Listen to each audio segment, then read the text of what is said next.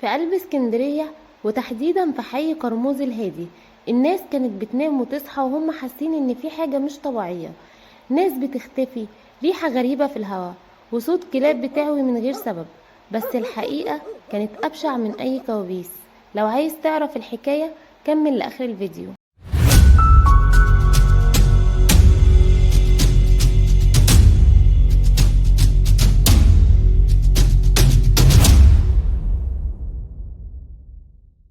الراجل اللي معانا النهاردة اسمه محمود عبد اللطيف، معروف إعلاميا بسفاح قرموز. راجل عادي جدا، الناس كانت بتحلف بأخلاقه، وكان عنده محل صغير بيبيع فيه حاجات بسيطة.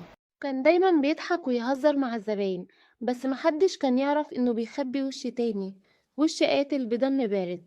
ضحاياه كانوا من الستات اللي بيعرفهم أو شافهم في الشارع. كان بيستدرجهم وبيكلمهم بالحنية أو بحجة الشغل، ولما بيدخلوا بيته يقفل الباب ومفيش خروج تاني. كان بيقتلهم بطرق بشعة، منهم اللي خنقهم ومنهم اللي ضربهم بآلات حادة، وبعدين يدفنهم في أماكن بعيدة عن بعض أو يرميهم في المية. الناس بدأت تشك، ريحة غريبة في البيت اللي ساكن فيه، وأصوات غريبة، وناس بتختفي. واحدة قالت إنها شافت ست داخلة البيت ومخرجتش. الشرطة بدأت تربط الأحداث ببعض، وبدأت التحقيقات. ولما دخلوا شقته لقوا الجثث مدفونة، والريحة كانت لا تطاق. ولما واجهوه الراجل اعترف بكل برود، كأنه بيحكي عن فيلم شافه، مش عن جرايم قتل عملها بإيده. ضحاياه كانوا أكتر من 5، ولسه في ناس بيقولوا العدد الحقيقي أكتر من كده بكتير.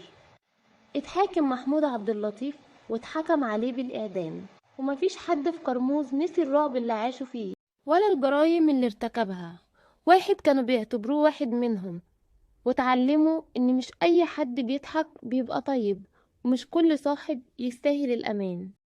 لو عجبتكم الحلقة ما تنسوش تعملوا لايك واشتراك في القناة، واستنونا في الحلقة الجديدة من أبشع الجرايم اللي حصلت بجد.